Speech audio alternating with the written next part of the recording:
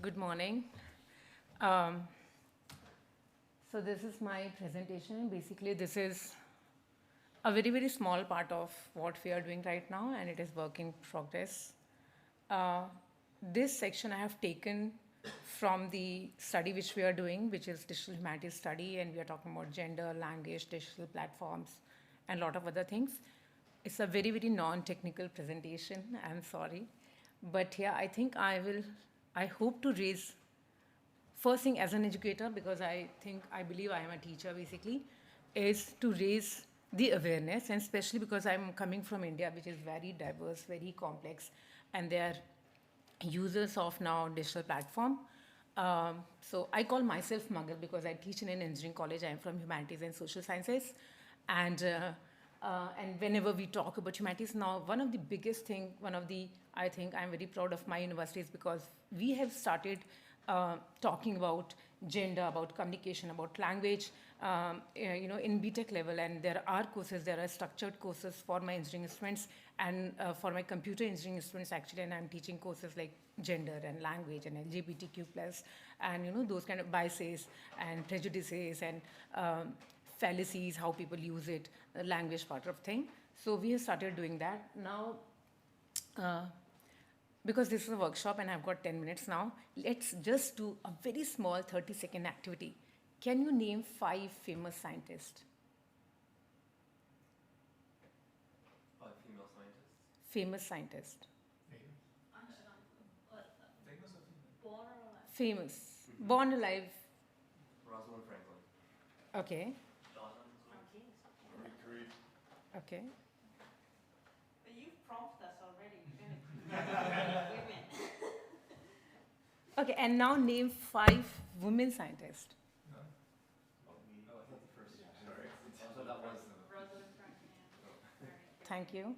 Yeah. Ma- yeah. Partha.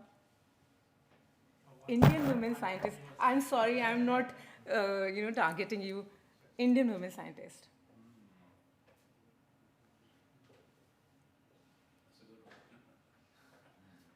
And now this is my concern. I am from humanities. I'm a very non-technical person, but yeah, of course, I'm a muggle.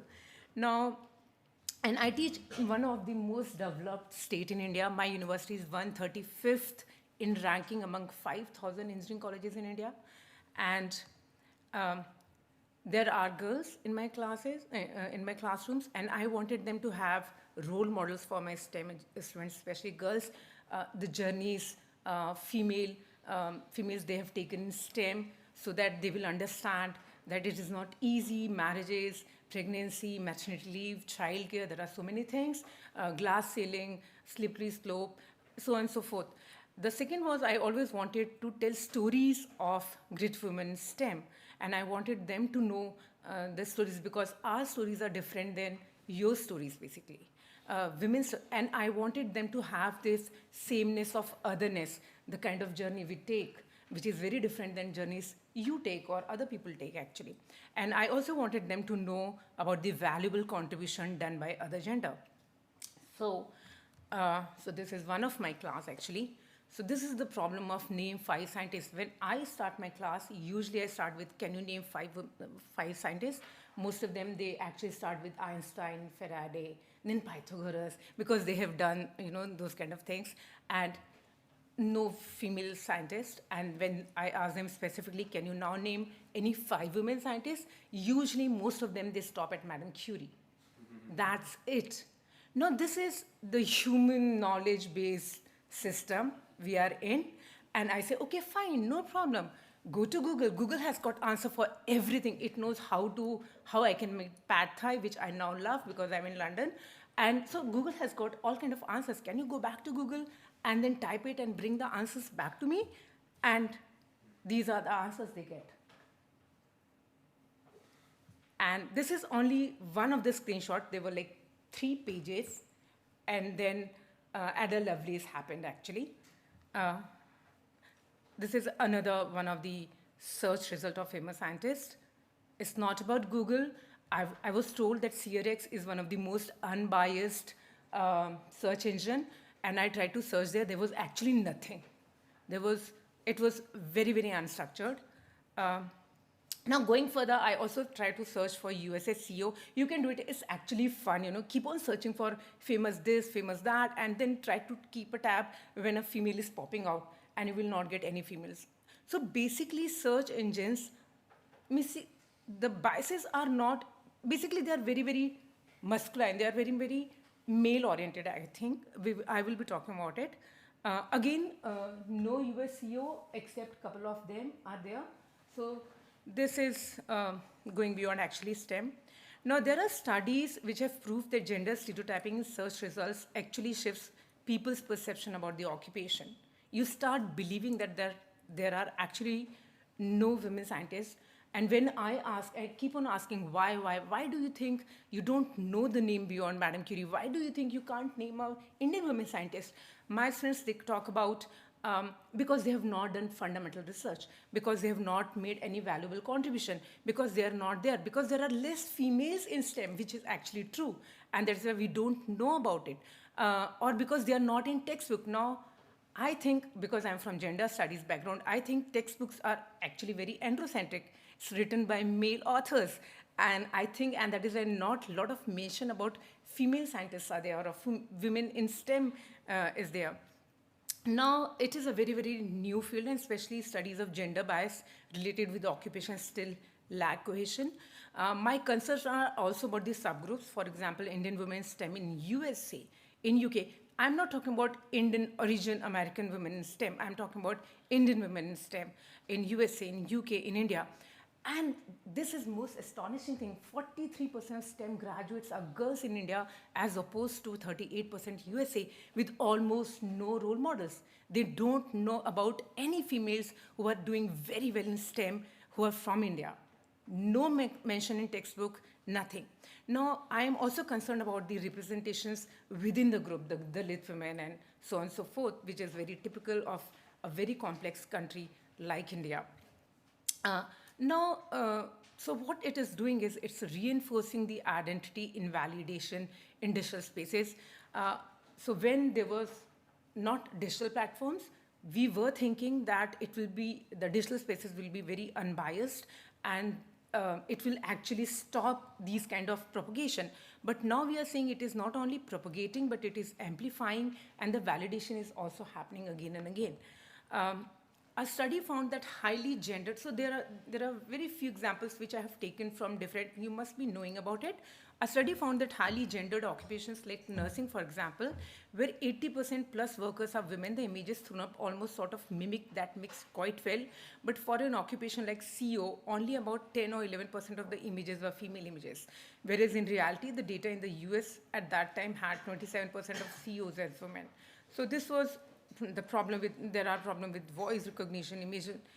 Now this is very interesting. This happened in UK. NHS created, one of the consultant in NHS, he created an online app, suggested female user that have symptoms of pain in the left arm and back may be due to depression. In contrast, a male user of the app is more likely to be asked to immediately contact his doctor based on a diagnosis of a possible heart attack. Yet it is clear that women can also be victims of heart attacks. So there are tweets, if you Google it down, you will get it. So there were the screenshots of the tweets were there, where they have talked about this, and the name of the app was Babylon. And then they said that it's because it was based on US military personal data, where women in some areas only present 6%, and I think they all were depressed, maybe. Now this is again, we keep on talking about hiring and AI, which is a very, very, it's a always ongoing argument.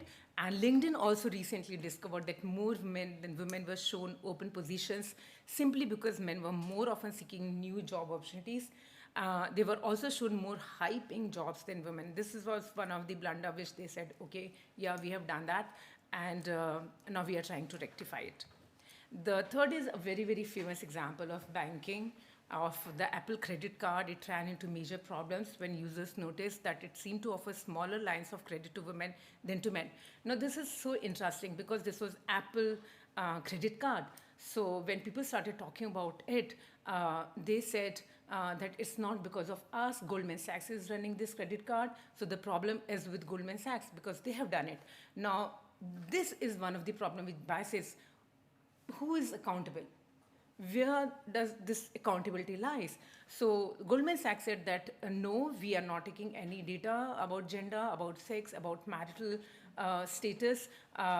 This is because of the third party. Now the third party said no, we only are taking proxies, PIN code, and we are actually deciding based on PIN codes. So again, the accountability issues were there, and then they said it. I think Goldman Sachs, they got clearance, and they said no, the biases were not there. But yeah, it's a very, very famous case, and a lot of it actually started a lot of arguments about accountability. Now, what are the possible reasons? According to me, there are three possible reasons. The first is pre-existing bias, because it is rooted in our institutions, especially in India. It's a patriarchal society.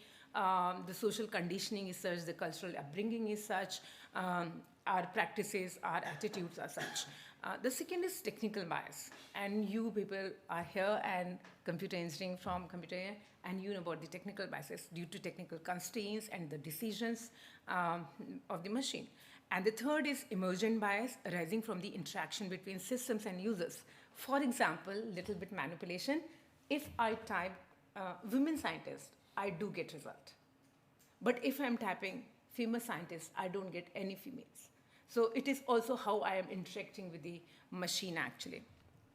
I hope you get this meme. This is my favorite because we keep on talking about this. Go back to kitchen. It is from World War II actually. So what are biases basically? Let me, because again, I'm a teacher, I need to define everything. So bias, according to Oxford Dictionary, is an inclination or prejudice for or against one person or group, especially in a way considered to be unfair. There are a lot of different kind of biases. I'm just talking about gender. In cognitive science, bias refer to the possible outcome of heuristics, which means mental shortcuts. Now, this paper got Nobel Award. I mean, Kahneman is known for his systems thinking actually. So this mental shortcuts, and they play an important role in prompting reactions. So if models rely on spurious cues and unintended shortcut strategies to predict output, the biases happen actually. So what we have done is, I think, we have told them how to do mental shortcuts. So machines now know the shortcuts, and the shortcut is retrieving the results which are biased now. Search engines control their users' experiences, and this kind of results propagate and reinforce the societal levels of inequality, which in turn furthers the cycle of bias propagation between society, AI, and users. So what are the main issues? Androcentrism of STEM. We know science is very androcentric, it's very male-oriented actually. Androcentrism in computer science field, yes, people keep on talking about it. There are very less females, but I actually personally believe we don't need females to make it more unbiased. We need awareness, we need education, we need self-reflection actually. And the third is masculine default in machine learning, which is the search engines taking out only, male scientists maybe. So these are the type of biases, representational and allocational. We are talking about representational. And my concern is underrepresentation or maybe overrepresentation. I think there is also a problem of overrepresentation. And that produces a low representation of women or maybe over representation of males. And also stereotyping. And stereotyping, we know it keeps on, we keep on reinforcing it, and then eventually it becomes a mainstream. And then there are allocational harms as well, and where a system allocates or withholds opportunities or resources to certain groups. So basically, hiring and lending kind of thing, they are allocational problems, biases, then representational biases. Now, these are the solutions, and again, I can only theorize it. The advancement of the field is not measured with people's experience and focus, which can help in understanding underlying issues. So you need to have empathy. It should be very design thinking centered, very design centered basically. The second is creation of gender inclusive technology. How can we do it? Maybe we can have another workshop for that. Human-computer interaction approach, because, and they was talking about it, definitely that is one of the way. And to be more mindful, since we all have implicit biases, but for people involved in MTA and data at all stages should reflect upon the negation so it does not get reflected in the model. So what we have done as a classroom of 70 computer engineering students who are taking gender communication, we have created a blog called Women in STEM Unknown Stories. And this project was done on Tune. This is an open blog. People can come, they can edit, they can keep on adding things. And we are trying to bring awareness at my classroom that there are females and they have really done a lot of good work, basically. So this is, I would like you to just have a, so this is what we have done. And then there are so many females, actually.